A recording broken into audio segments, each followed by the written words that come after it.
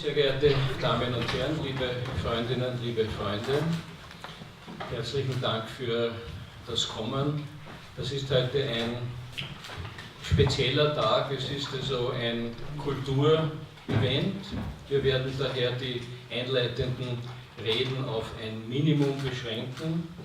Ich nehme an, dass die meisten, die hier sind, wissen, worum es geht, wenn man über Gaza spricht, wenn man über die Situation in Gaza spricht. Ich glaube daher, dass das heute nicht der geeignete Platz ist, um hier darüber näher zu berichten. Es wird im Übrigen im Anschluss daran eine kurze Videobotschaft eines verantwortlichen Arztes aus Gaza geben, der wird das viel authentischer auch bringen können.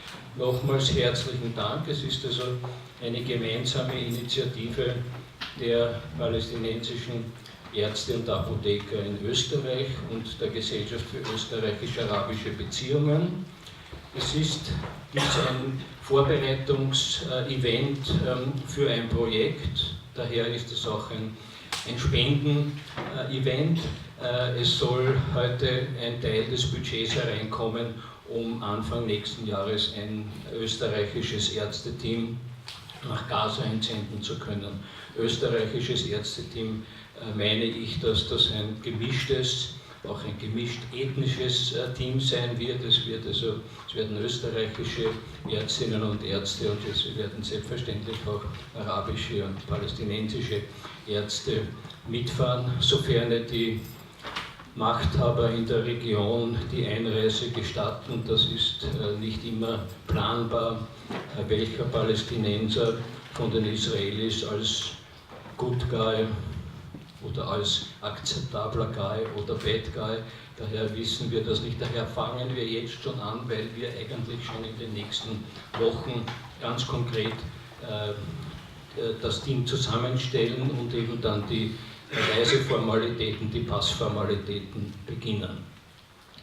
Nochmals herzlichen Dank. Ja, ich muss entschuldigen, auch gleich jetzt, eine sehr nette Künstlerin, die am Programm steht, aber leider sogar gestern eine Premiere ihres neuen Programmes absagen musste, Nadia Malek. Sie ist schwer erkrankt. Offensichtlich gibt es eine kleine Epidemie. Es haben auch einige, die noch gestern bei mir Karten bestellt haben, heute mich angerufen oder Mail geschickt, ich bin im Bett. Dafür sind aber einige hier, die noch gestern kränklich waren, also das gleicht sich wieder aus. Herzlichen Dank nochmals.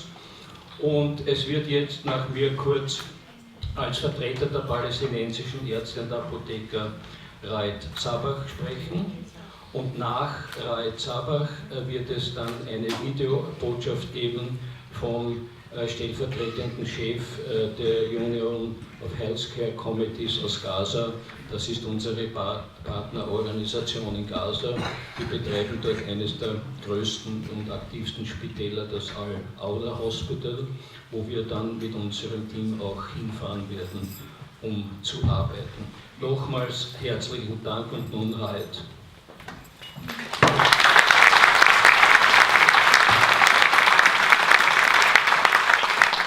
Guten Morgen, meine sehr verehrten Damen und Herren. Auch ich darf Sie ganz herzlich begrüßen im Namen der palästinensischen Ärzte- und Apothekervereinigung in Österreich. Ich glaube, was Fritz gerade ausgeführt hat, dem ist nicht viel hinzuzufügen. Die Lage im Gazastreifen ist, glaube ich, jedem bekannt. Die Lage ist sehr prekär und die Not ist sehr groß. Daher sind wir auch alle aufgefordert, Hilfe zu leisten, Hilfe, wo wir können. Wir von der palästinensischen Ärzte- und Apothekervereinigung in Österreich versuchen, wir im Rahmen unserer bescheidenen Möglichkeiten Hilfe zu leisten und wir sind Fritz Idlinger sehr, sehr dankbar dafür, dass er die Initiative ergriffen hat mit der Mission der Entsendung der Ärzte-Team. Wir versuchen mit allen Möglichkeiten, die wir haben, mit aller Macht, das zum Erfolg zu bringen, dass es eine erfolgreiche Mission wird und das war ein bisschen, auch wenn es nur ein kleines Stück, aber immerhin ein bisschen an Leid und Elend im Gazastreifen etwas reduzieren können und daher möchten wir auch alle bitten, ihren Beitrag zu leisten und großzügig und spendabel zu sein für diese Mission, für Gaza insgesamt. Denn ich glaube, die Lage ist selbsterklärend, da braucht man nicht viel dazu zu sagen. Da ist gerade, herrscht eine bittere Armut, das die bittersten Lebensbedingungen, die man sich vorstellen kann. Und ich glaube, egal wie viel man spendet, wie viel man leistet, ist nicht so viel für Gaza. Und daher möchte ich auch ganz herzlich bitten, auch großzügig zu sein. Und vielen Dank fürs Kommen heute. Vielen Dank an Fritz Siedlinger für sein Bemühen und seine Anstrengungen und viel Vergnügen. Vielen Dank.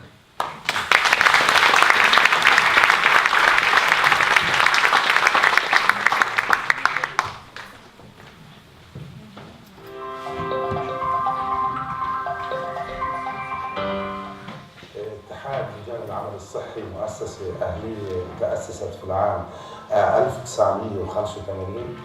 يعتبر اتحاد لجان العمل الصحي من المزودين الأساسيين للخدمات الصحية في قطاع غزة، حيث يأتي في المرتبة الثالثة بعد وزارة الصحة ووكالة رؤوف وتشغيل اللاجئين، حيث يقدم جملة كبيرة من الخدمات الصحية في مجالات الرعاية الأولية والرعاية الثانويين. في الحقيقة اتحاد لجان العمل الصحي يعمل في ظروف بالغة التعقيد، خصوصا بعد اشتداد حدة الحصار المفروض على قطاع غزة منذ 12 عاما.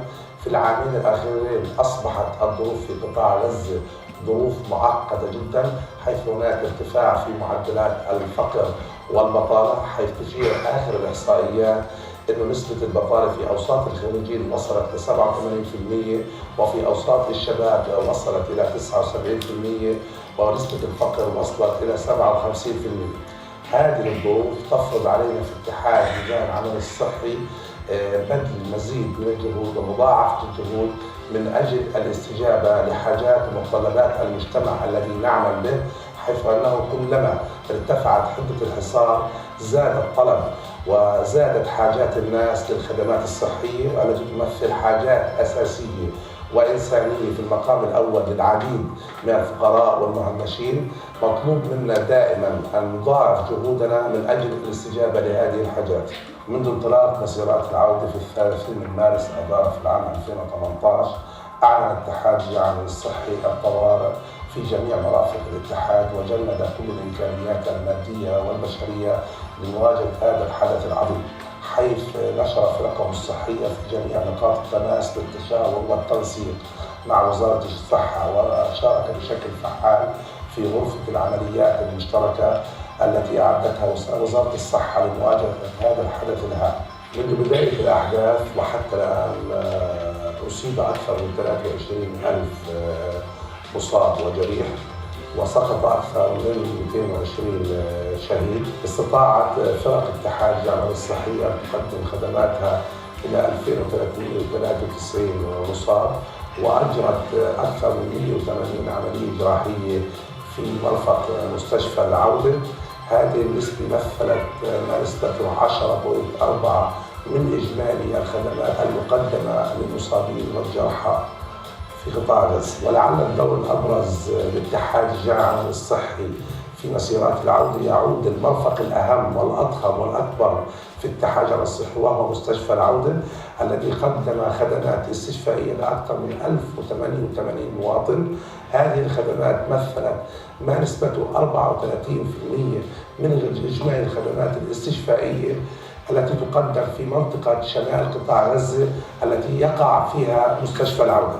ولعل الأشهر الأخيرة وتحديدا الشهر الأخير أصبح الاعتماد بشكل مركزي ومحوري على مستشفى العودة، حيث أصبح يستقبل ويقدم الخدمات الصحية لأكثر من 60% من إجمالي الإصابات، وخصوصا بعد زيادة أيام المواجهة والتماس مع الاحتلال الصهيوني على الحدود الشرقية ومنطقة زيكين ومنطقة إيرز.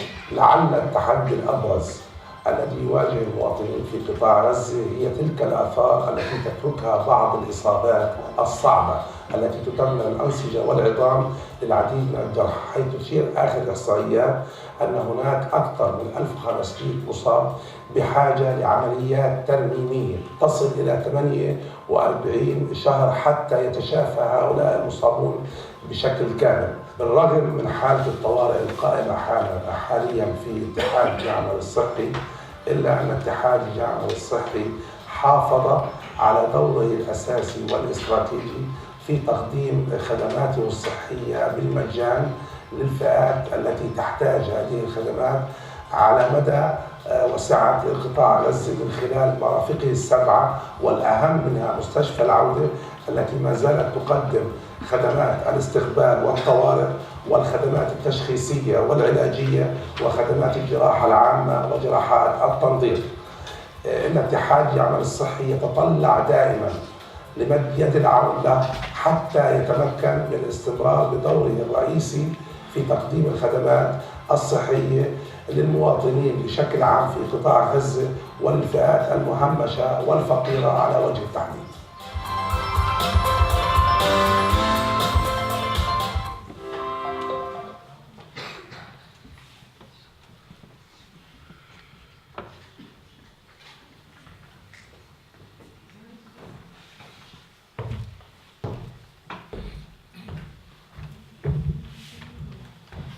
Schönen guten Morgen, meine Damen und Herren.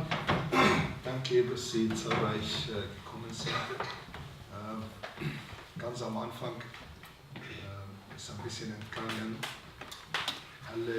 Ein herzliches Dankeschön an alle Künstler, die heute auftreten werden. Vor allem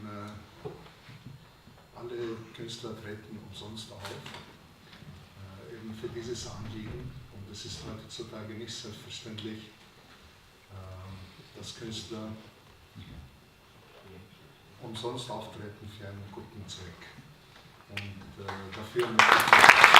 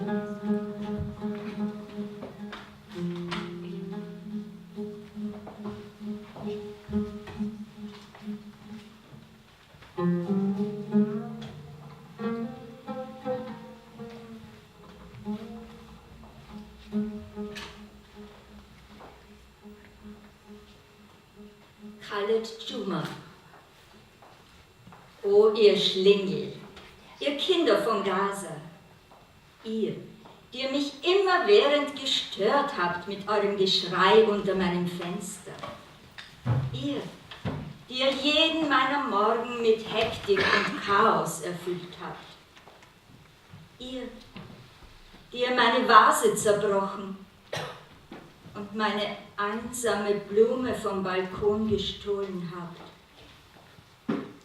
Kommt zurück und schreit, was ihr wollt, und zerbrecht alle meine Vasen, stehlt alle meine Blumen.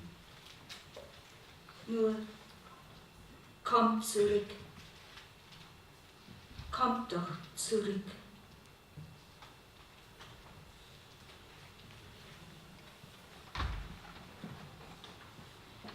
Nach dem Krieg, den Bombardierungen Israels auf Gaza im Dezember 2008 bis Jänner 2009 arbeitete der Schauspieler Ali Abu Yassin gemeinsam mit einem Psychologen mit Kindern und Jugendlichen fast 2 Jahre an der Aufarbeitung der schrecklichen Erlebnisse und Gefühle während der Kriegswochen. Damals entstanden die Gaza-Monologe. Diese wurden am 17. Oktober 2010 in Gaza, in der Westbank und in vielen Theatern rund um den Erdball aufgeführt bzw. präsentiert. Ich lese 2 dieser Texte, die seither, nach 2 weiteren Kriegen, leider nichts an Aktualität verloren haben.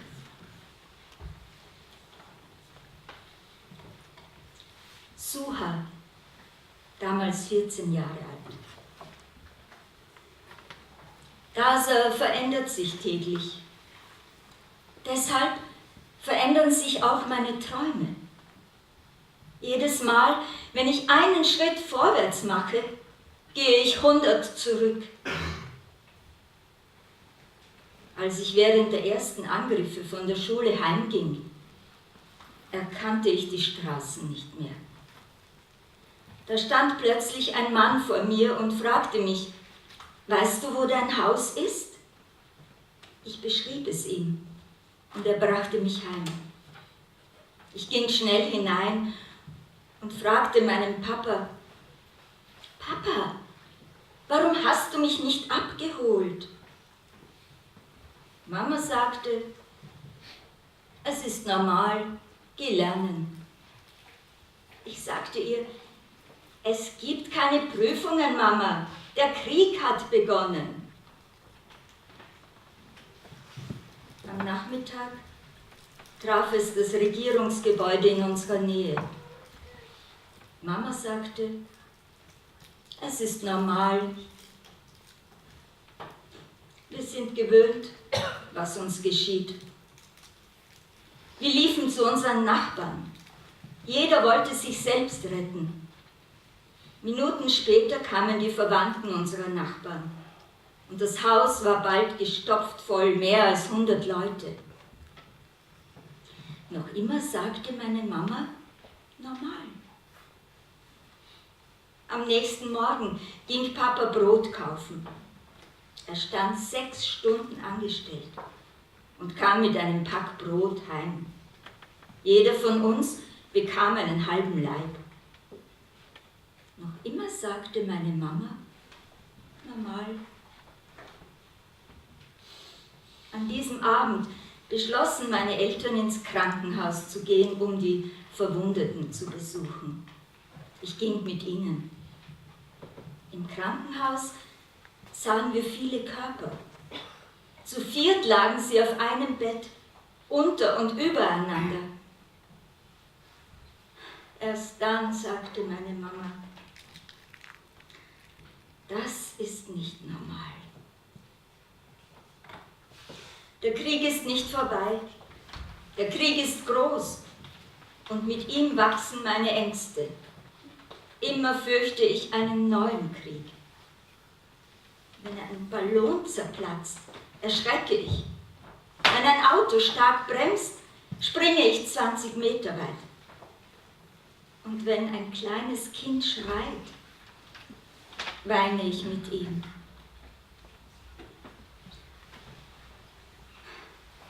Ich bleibe nachts wach und warte auf die Dämmerung. Aber jeder Morgen, der anbricht, ist nicht anders als der vorangegangene.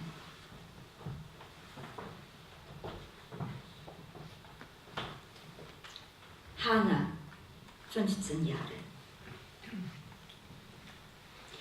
Am Abend, bevor der Krieg begann, waren wir zu Hause. Vater, Mutter, meine Brüder und ich. Wir zippten durch die Fernsehkanäle. Nachrichten, Kultur, Sport, Nonsens, Interessantes. Das Telefon läutete. Ich hob ab. Ja, Lana. Ja, morgen um 6:30 Uhr. Wir gehen zusammen zur Schule. Okay, Liebe, ich warte auf dich. Und sie war da, um 6:30 Uhr am nächsten Morgen. Am Weg diskutierten wir darüber, wer mehr gelernt hatte. Wir kamen in der Schule an, gingen zur Prüfung und dann nach Hause. Wenn Lana lachte, lachte die ganze Welt mit ihr. Ich glaube, sie war der Mensch, der mich am meisten liebte. Einmal vergaß ich meine Mathe-Hausübung zu machen. Sie nahm mein Heft und ich ihres. Sie wurde statt mir bestraft. Am Heimweg hörten wir Flugzeuglärm, gefolgt von einer Explosion. Ich hatte große Angst. Es war das erste Mal, dass ich einen so furchterregenden Lärm hörte. Lana kam ganz nah zu mir, hielt meine Hand und sagte: Hab keine Angst. Der Tod kann uns nicht trennen. Während sie sprach, füllte sich die Straße mit Rauch, Raketenlärm und Explosionen, eine nach der anderen. Sie hielt mich fest. Im nächsten Moment fiel sie von meinem Arm und der Rauch verschwand. Mein T-Shirt war voller Blut. Ich dachte, ich sei verwundet und begann zu schreien. Lana lag am Boden. Sie lachte und weinte gleichzeitig.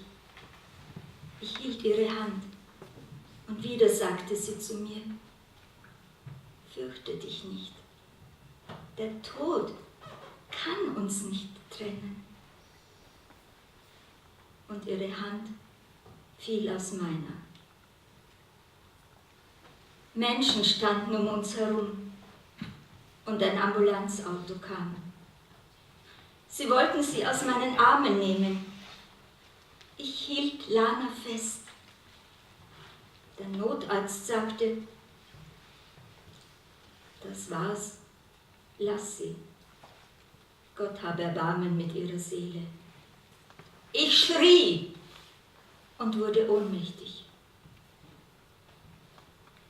Im Krankenhaus wachte ich auf, ohne Lana. Das erste Mal war sie nicht bei mir. Oft in der Nacht, wenn ich da sitze, wünsche ich mir, das Telefon möge läuten und ich würde Lanas Stimme hören, die mir sagt: Wir treffen uns um 6:30 Uhr.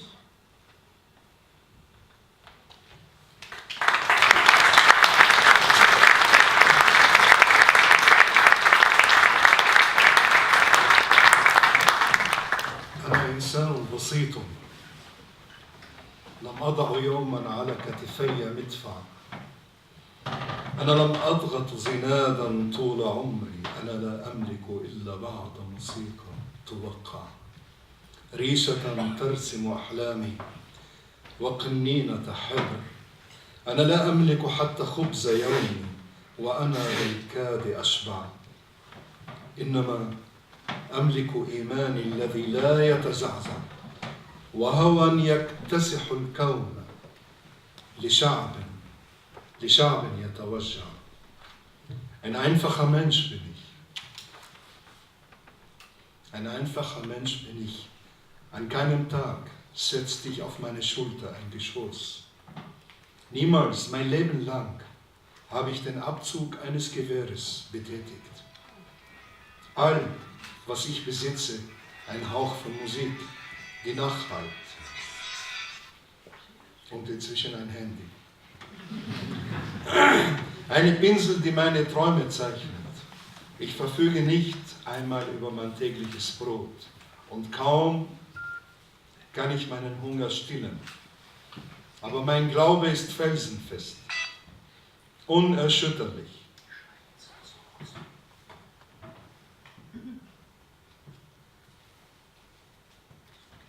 Ich besitze eine Leidenschaft, die die Welt erobert, für ein Volk, das leidet. Von Taufik Sayed 1968.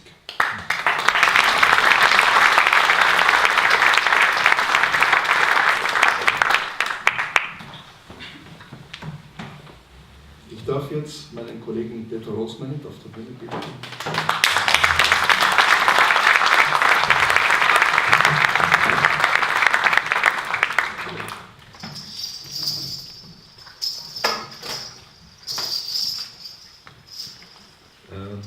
Unsere Karriere begann eigentlich vor geraumer Zeit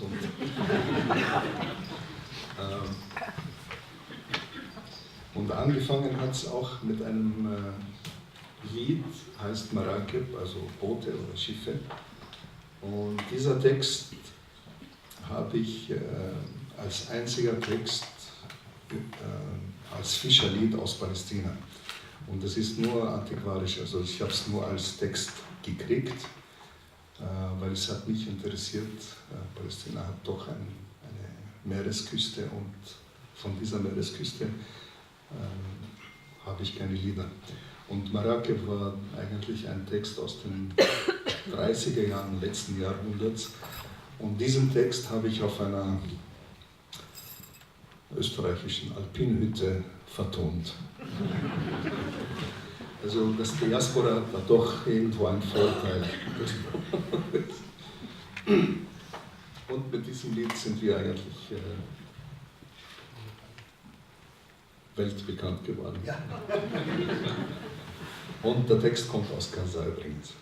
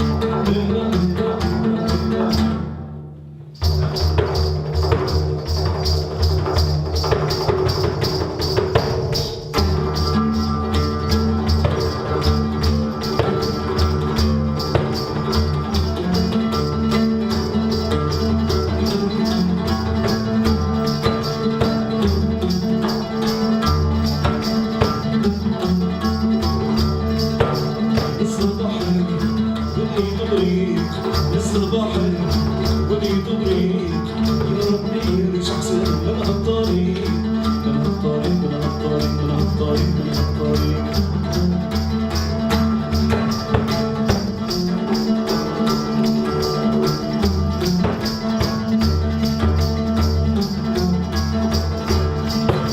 نص البحر وليد بريق نص البحر وليد بريق يا ربي مش أحسن من هالطريق من هالطريق من هالطريق من هالطريق من هالطريق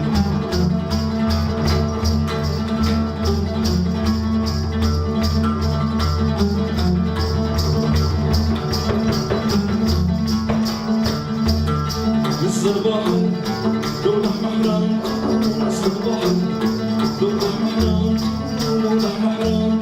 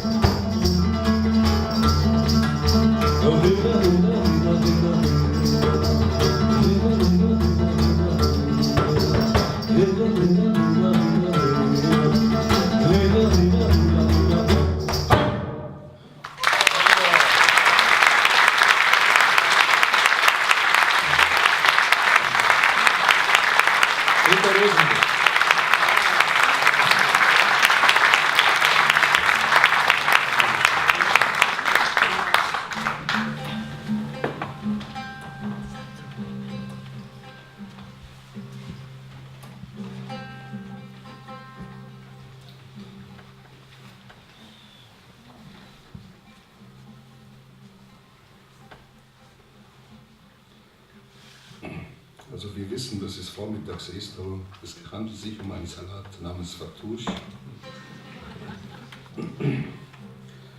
Dafür brauchen Sie ein paar Tomaten, Frühlingszwiebeln, getoastet mit Bitterbrot, Olivenöl, Zitronensaft, Salz, Pfeffer, Petersilie, genau.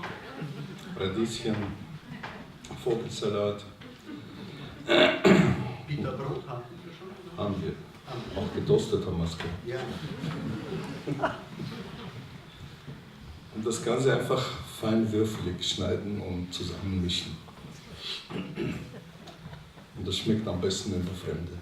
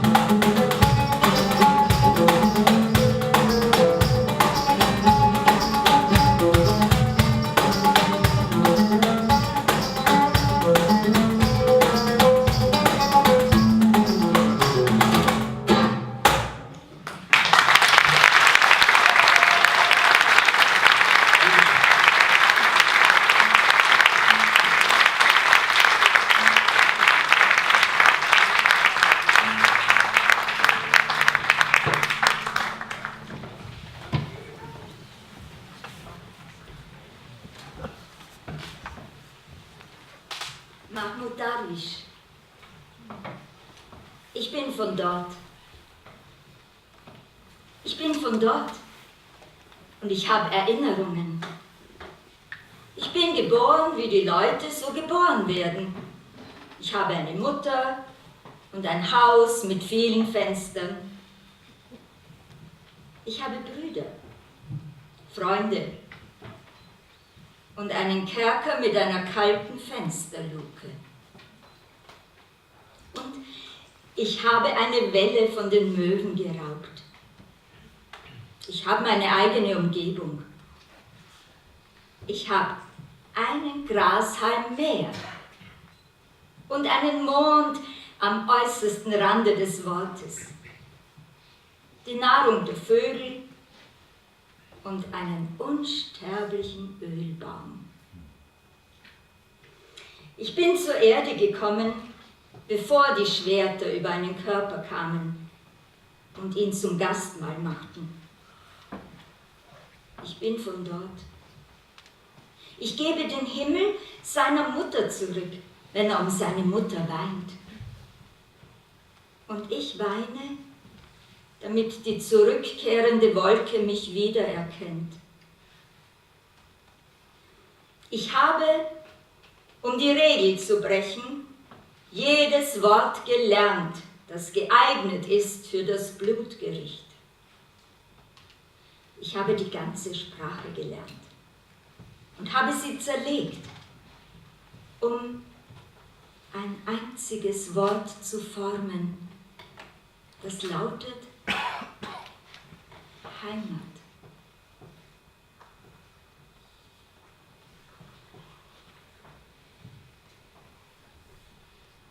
Nabil Hadi, der Spatz. Ein Spatz setzte sich ans Fenster und sagte: Mein Kleines, verstecke mich bei dir. Verstecke mich, ich flehe dich an. Ich sagte ihm: Woher bist du? Da sagte er: Aus des Himmels Grenzen. Ich sagte ihm: Woher kommst du? Da sagte er: Aus des Nachbarn Haus. Ich sagte ihm: Wen fürchtest du? Da sagte er: Aus dem Käfig geflohen bin ich. Ich sagte ihm: Wo sind deine Federn? Da sagte er: Zerstoben von der Zeit. Ein Spatz setzte sich ans Fenster und sagte: Mein Kleines, verstecke mich bei dir. Verstecke mich, ich flehe dich an. Auf der Wange eine Träne, die Flügel geknickt, und sich entlang tastend am Boden, sagte er: Gehen möchte ich, doch kann ich nicht. Auf der Wange eine Träne, die Flügel geknickt. An mein Herz drückte ich ihn. Er stöhnte ob seiner Verletzungen. Bevor er ausbrach aus seiner Gefangenschaft, waren gebrochen seine Stimme und seine Flügel. Ich sagte ihm: Woher bist du? Da sagte er: Aus des Himmels Grenzen. Ich sagte ihm: Woher kommst du? Da sagte er: Aus des Nachbarn Haus. Ich sagte ihm: Wen fürchtest du? Da sagte er: Aus dem Käfig geflohen bin ich. Ich sagte ihm: Wo sind deine Federn? Da sagte er, zerstoben von der Zeit. Ein Spatz setzte sich ans Fenster und sagte, mein Kleines, verstecke mich bei dir, verstecke mich, ich flehe dich an. Ich sagte ihm, fürchte dich nicht, sieh hin, betrachte die aufgehende Sonne. Und er sah hin, betrachtete den Dschungel, sah Glänzen der Freiheit wogen. Ich sagte ihm, fürchte dich nicht, sieh hin, betrachte die aufgehende Sonne. Und er sah hin, betrachtete den Wald, sah Glänzen der Freiheit wogen, sah Flügel flattern jenseits des Pförtners hohem Tore, sah den Wald, getragen auf der Freiheit Flügel. Ich sagte ihm, woher bist du? Da sagte er, aus des Himmels Grenzen.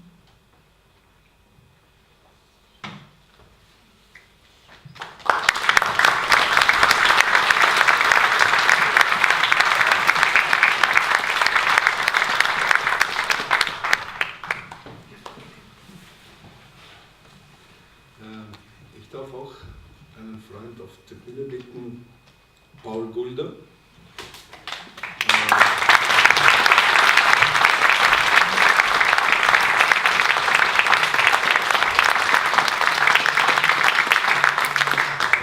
Wir gemeinsam spielen eigentlich Cembalo und Oud.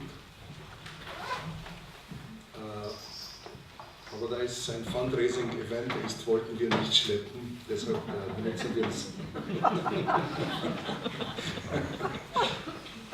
So kann man das nicht sagen, aber das Cembalo ist ein bisschen krank geworden. Also,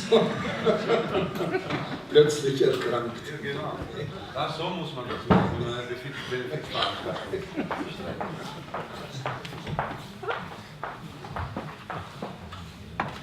Also Paul kennt eigentlich das Land in- und auswendig fast. Hat auch einige palästinensische Pianisten gefördert und unterrichtet. Und beschäftigt sich mit der Materie und er wird uns heute eine Premiere eigentlich, ein Lied, was er selber geschrieben hat und das heißt Peace Now. Das wird auch vorkommen, ja. Ja. Darf ich übernehmen? Na, absolut. Danke, Marwan. Mit dir kann ich sagen, von den Dingen, die du mir beigebracht hast, Anna Insan Basito. Vama da imam alla katifeja mat. Okay, gut. Also, Nisha tarsimi akhlani wa kanina tahabr. Also, der Dialog zwischen uns beiden ist mir sehr wertvoll und ich habe sehr viel von Marwan gelernt über eine Kultur, mit der ich nicht aufgewachsen bin und erlauben Sie mir, dass ich darüber ein paar Worte verliere. Ich bin hier in Wien geboren und aufgewachsen. Mein Vater, wie Sie wahrscheinlich wissen, war ein geradezu weltbekannter Pianist. Die Wurzeln dieser Familie sind ganz österreichisch, so Tschechien, Ungarn, Slowenien. Aber meine Mutter war Flüchtling und ihr Vater auch. Meine Mutter ist in Triest in Italien geboren, aber in Buenos Aires aufgewachsen. Und mein Großvater ist in Zagreb geboren, hat in Bologna studiert und ist dann auch nach Buenos Aires gegangen. Und Sie können sich wahrscheinlich schon vorstellen, warum. Weil mein Großvater einer jüdischen Familie entstammte, zu beiden Teilen. Und zwar einen italienischen Pass besaß und Mitglied der Duce-Partei war. Also dieses Jahrhundert hat schon unglaubliche Dinge gemacht. Weil mein Großvater dachte, ja, ich bin Jude, aber pass auf, eine sozialistische Bewegung, die was für die armen Leute tut, das ist super, da mache ich mit. Viele Geschichten, die man erzählen könnte. Und jetzt sitze ich hier vor Ihnen als Spross dieser erstaunlichen Dynastie und war natürlich selber in Israel mehrfach. Ich habe dort gespielt, ich fahre im November auch wieder hin. Ich bin dann im Norden auch in Akko und habe dort die Gelegenheit, dann den Heimatort von Marouans Familie zu besuchen. Das mache ich natürlich. Marouan hat es schon gesagt, ich habe schon mehrere palästinensische Pianisten unterrichtet. Einer ist sogar ziemlich prominent, der heißt Omar Kamal, der ist aus Nablus. Den kann man im Internet finden, der singt wahnsinnig schön. Klavierspielen ist nicht so, aber die Stimme, unglaublich. Er hat das nie vergessen, einen Abend in Nablus und der Omar hat gesungen und du hast geglaubt, dass der Frank Sinatra singt. Unglaublich, der hat das so oft gehört, wenn das die Amerikaner genau wüssten, was da alles passiert. Aber eben, jeder hat seine Geschichte, jeder, so wie ich sie jetzt in Ansätzen erzählt habe. Und wir sind hier in Wien im Zentrum all dieser Geschichten sozusagen. Es wäre ein weißer Elefant im Raum, über den wir nicht sprechen, wenn wir nicht sagen, ja, natürlich in meinem Elternhaus, ja, das Theodor Herzl, selbstverständlich, in Wien. In Wien war das alles. Es ist ja unglaublich, wenn man daran denkt. An die Dinge, jetzt bin ich 57 und solange ich zurückdenken kann, spricht man in meinem Elternhaus und in alle unsere Freunde und immer wieder sprechen wir darüber, über das Leiden des Volkes, so wie Tawfik jetzt sagt. Und wir sind deswegen alle hier, weil wir uns Hoffnung machen wollen. Wir wollen uns in diesem Leben noch Hoffnung machen wollen. Ja? Dass wir zusammensitzen und sagen, na Gott sei Dank, Masche Haya Haya, was gewesen ist, ist gewesen. Das war Hebräisch, habe ich vor kurzem gelernt. Wenn ich gehe nach, diese kleine Wortbildung, ich gehe nach Israel, wie gesagt, mit einer israelischen Sängerin und ich habe sie überzeugt, wir machen eine Vertonung eines israelischen Gedichtes, habe ich schon gemacht. Und dann habe ich ihr gesagt, Shira, aber du weißt schon, wir müssen auch ein arabisches Lied singen, weil sonst können wir diese Reise nicht machen. Und sie hat gesagt, sie macht das. Also ich will Ihnen auch sagen, die Menschen aus Israel, mit denen ich zu tun habe, oder die Juden in Wien, die denken natürlich auch in diese Richtung. Aber wie wir alle wissen, man kann das alles nicht so öffentlich immer sagen, wie man gerne möchte. Und auch deswegen bin ich gekommen und deswegen erzähle ich Ihnen diese viel zu lange Geschichte. Es tut mir leid, dass ich Sie aufhalte. Aber ich glaube, es ist wichtig. Es ist wichtig. Ich bin auf meiner Couch zu Hause, haben hintereinander geschlafen, ein syrischer Geiger und am nächsten Tag mein ganz frommer israelischer Klavierstudent. Haben auch einmal zusammengespielt. Also wir Musiker, wir bilden uns ein, so wie unser großer Josef Haydn das gesagt hat, meine Sprache versteht die ganze Welt. Einen Satz sage ich noch, bevor ich jetzt Klavier spiele. Wissen Sie, das mit der Identität, bei uns zu Hause sind sehr viele Sprachen gesprochen worden, man sagt ja, das sei etwas Jüdisches, ja.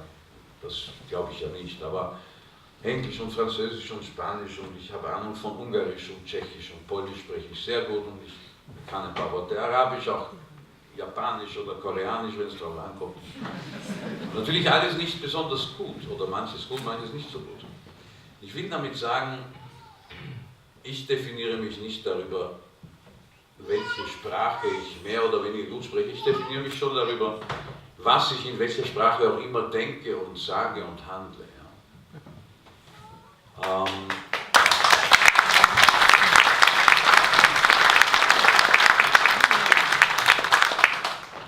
Aber ich finde es irrsinnig bereichernd, mit Marouan zusammen auch erklärt zu bekommen, wie funktioniert Arabisch eigentlich. Und dann natürlich so und so viele Worte zu sagen, es ist ja wie auf Hebräisch. Aber gut, das wissen Sie natürlich alles. So, mit diesem Stichwort werde ich jetzt ein Stück spielen, weder ein hebräisches noch ein arabisches. Ich werde jetzt ein französisches Stück spielen, weil das ist die Sprache der Diplomatie, Sie verstehen. Genau. Aber ich muss dir ein arabisches Sprichwort sagen. Ja. Das geht so. Lebe lang, erfahre mehr. Ja, genau.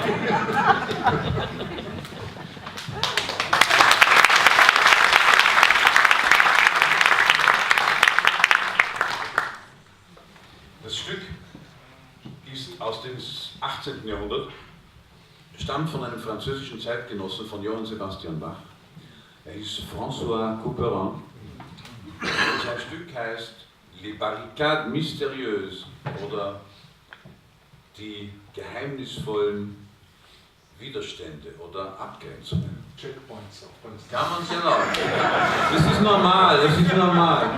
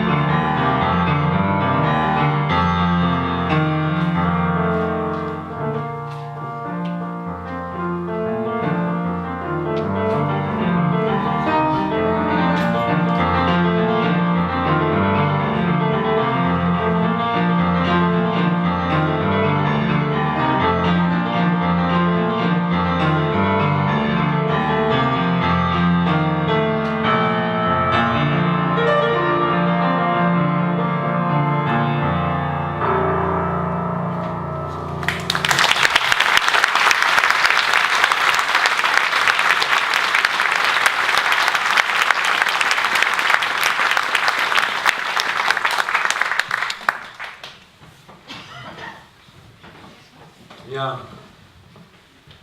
ich sage noch ein paar kleine Worte, aber ich bin kein politischer Redner, ich werde das nie werden, mir fehlt viel, also ganz viel dafür. Ja. Es ist sehr schwer, das zu machen. Die Erwartungen der Menschen zu befriedigen, man kann es keinem recht machen. Man hat nie Zeit für sich selber. Die Familie leidet, also Wahnsinn. Ja. Man kann sich eigentlich schwer vorstellen, wie Menschen wirklich leben müssen, die diese Verantwortungen tragen. Verstehen Sie? Ich habe schon ein Problem, wenn ich nur meinen Beruf bewältigen soll, wenn ich meinen Kalender in Ordnung halten soll. Und dann soll ich noch eine Beziehung führen und mit meinen Freunden gute Beziehungen pflegen und mit ihnen reden können. Ein Politiker, wie soll er das schaffen? Welcher Terminkalender hat diesen Platz? Ja? Und deswegen hat man die Empfindung, die leben nicht mehr in unserer Wirklichkeit. Die sind eingesperrt, wie in einem Käfig von Erwartungen. Aber es sind natürlich große Worte dabei. Ja, wir machen das für und das und dieses und die Aufgabe und das wird so technisch und technokratisch. Aber in der Wirklichkeit, im Augenblick ein Stück Musik zu spielen und zu sagen, ich weiß noch nicht, wie es werden wird, sehr schwer für einen Politiker, sehr schwer. Ich beneide keinen. Aber ich habe wirklich kein Mitleid. Du, die verdienen teilweise nicht so toll, also. Doch, ich habe schon Mitleid. Oh ja, oh ja. Oh ja. Manchmal denke ich mir, ich würde sie alle gerne auf einer einzigen Bank sehen in Den Haag, aneinander gebunden. Gruppensex. Aber Sie haben alle, Taufik Sayat war Dichter und Politiker, Sie haben alle mit großen Idealen begonnen. Ja? Deswegen spreche ich darüber. Was wird daraus? Das heißt, es gibt auch eine andere Form von Politik. Ja, offenbar. Taufik Sayat hatte offenbar diesen Spezialbereich. Ja? Das hat nur ihm gehört, seine Gedanken. Richard hat sie nur auch lang. Bruno Kreisky Stunde im Telefonbuch. Ja, genau. Also es gibt doch Vorbilder für uns. Ja, es gibt auch Václav Havel zum Beispiel, das ist ein großes Vorbild für mich. Wunderbar. Das wollte ich eigentlich nicht sagen, genau.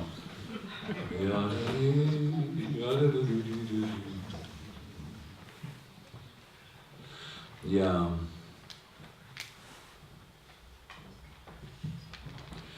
Genau. Also ich werde jetzt bevor ich das Stück spiele, von dem du vorher gesprochen hast, eben das Teil dieses Peace Now, Sie wissen das, ne? Die israelische Friedensbewegung heißt Shalom Achshav, Peace Now. Aber das Stück hieß schon Peace Now, da habe ich noch nicht den Plan gehabt, das mit dem Gedicht von Taufik Sayat zu kombinieren.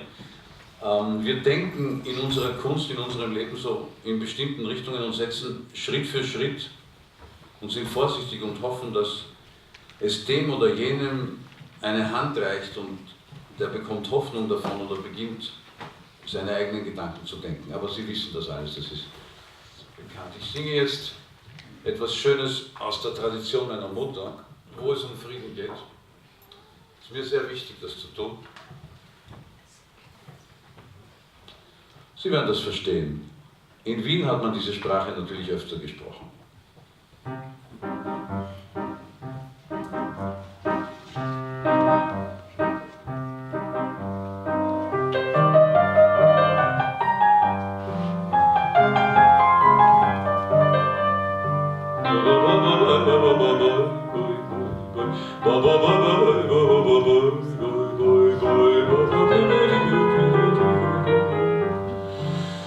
Shabbos, Shabbos, Shabbos, Shabbos, Shabbos, soll sein jeden Shabbos. Shabbos soll sein, Shabbos soll sein, Shabbos auf der ganzen Welt. Shabbos soll sein, Shabbos soll sein, Shabbos auf der ganzen Welt.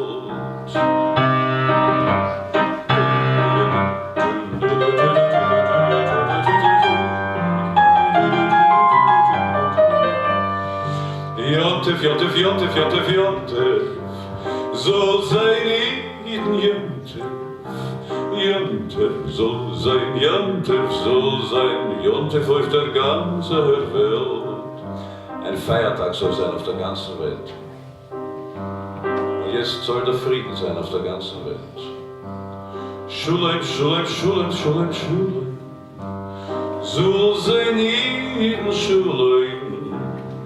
Schulem soll sein, Schulem soll sein, Schulem auf der ganzen Welt. Schulem, Schulem, Schulem, Schulem, Schulem, soll sein alle Schulem. Schulem soll sein, Schulem soll sein, Schulem auf der ganzen Welt.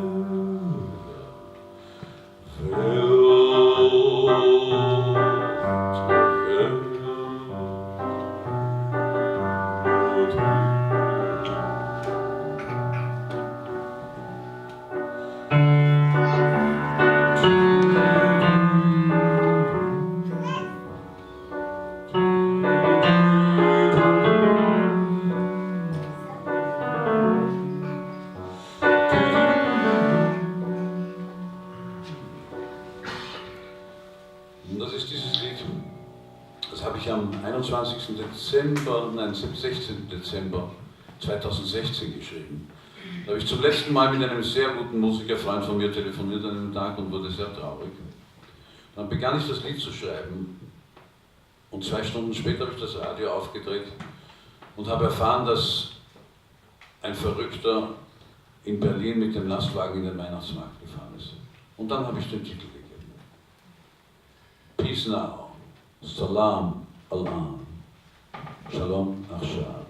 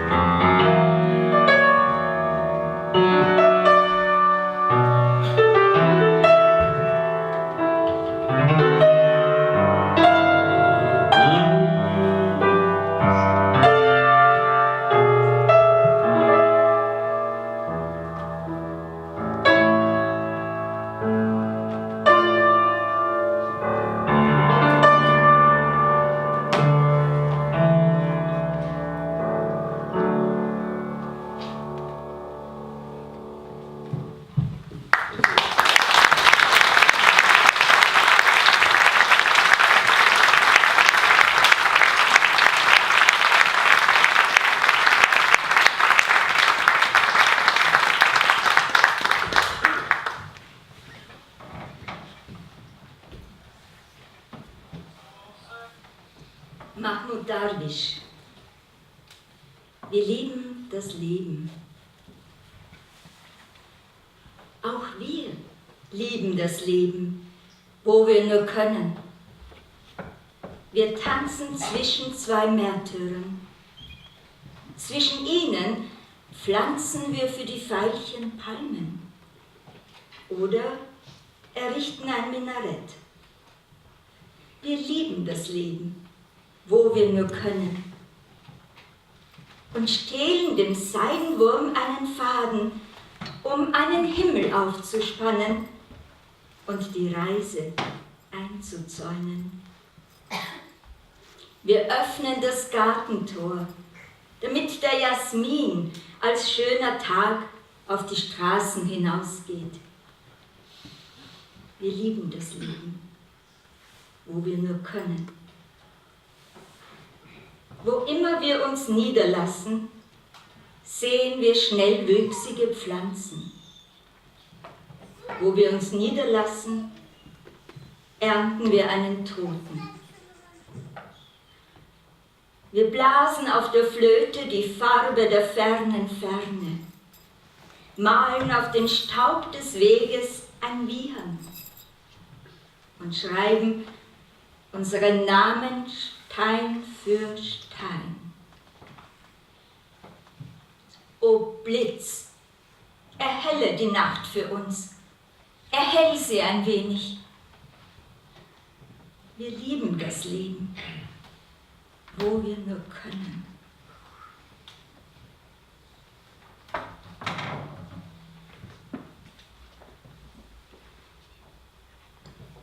Das folgende Gedicht habe ich nach einem unserer zahlreichen Telefonate mit meinen Freunden in Gaza vor einigen Wochen geschrieben. Lerne fliegen, kleiner Schmetterling. Ich habe eine Freundin in Gaza, die Tochter des Schmetterlings, die Tochter meiner Freunde seit vielen Jahren. Sie war ein Kind, als Gaza abgeriegelt wurde von der Welt. War ein Kind, als die Bomben fielen. Ein Kind, als die Drohnen Angst und Tod brachten.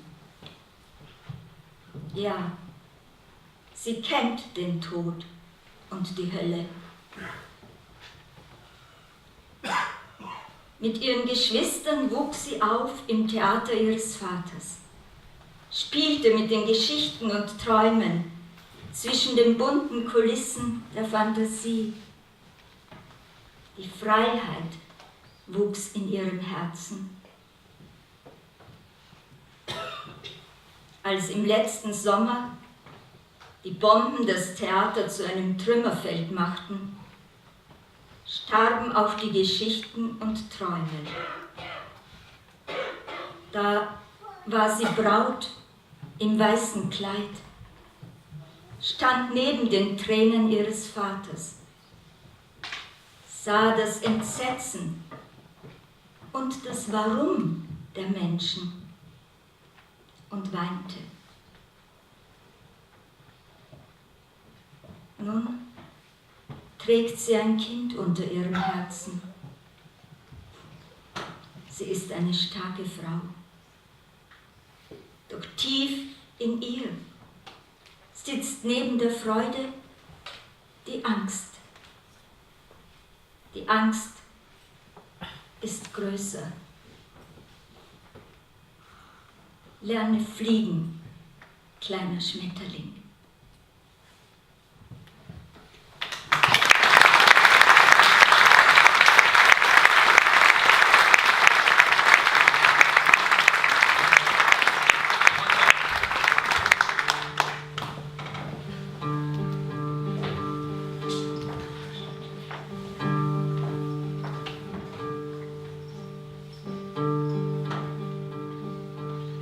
Regen wird kommen, die Felder gießen. Ein Regen wird kommen, den inneren Frieden der Menschen herbeiführen. Freude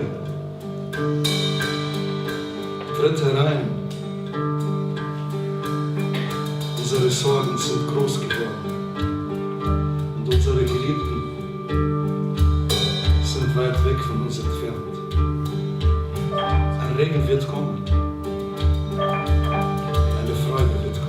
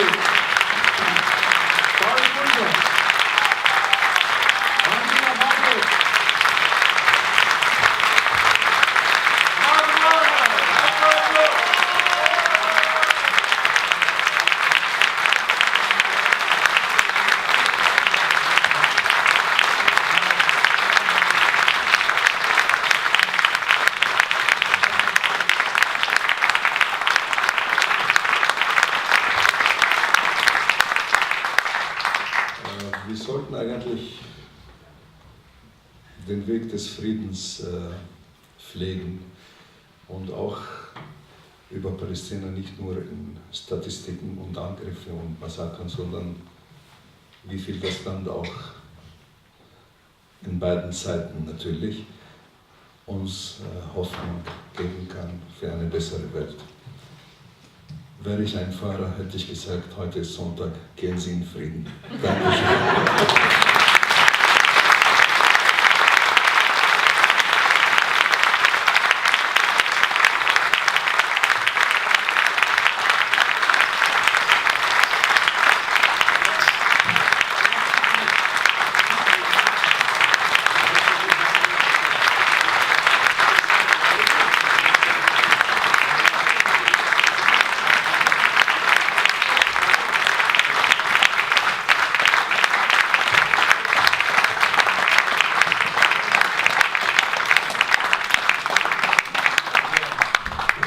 Nochmals ganz, ganz herzlichen Dank an euch vier. Das war wirklich toll, viel mehr als ich es erwartet habe. Aber es passiert doch noch hier und da. Nein, wirklich herzlichen Dank und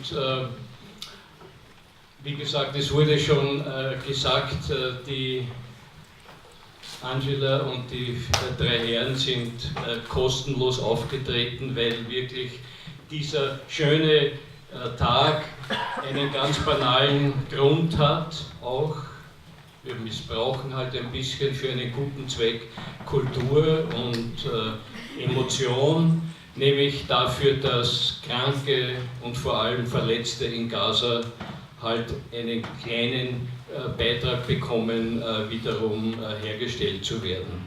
Ich darf Sie daher bitten, beim Ausgang werden einige, zwei junge Damen und zwei junge Herren mit einem Gefäß stehen und ich bitte Sie, dort also auch noch Münzen oder Noten hineinzuwerfen. Es wird auf jeden Fall alles nach Gaza gehen.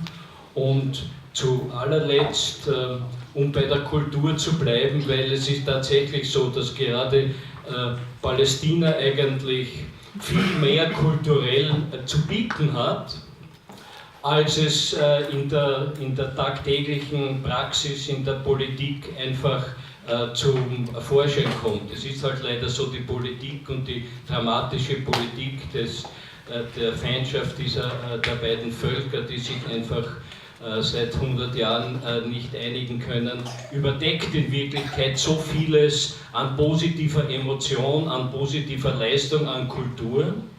Und wir werden als wiederum im Paar die palästinensischen Ärzte und Apotheker und unsere Gesellschaft in knapp einem Monat ein palästinensisches Filmfestival in Wien durchführen. Sie werden auch beim Ausgang schon Programm bekommen. Es ist in der letzten am 23. bis 26. November im Votivkino.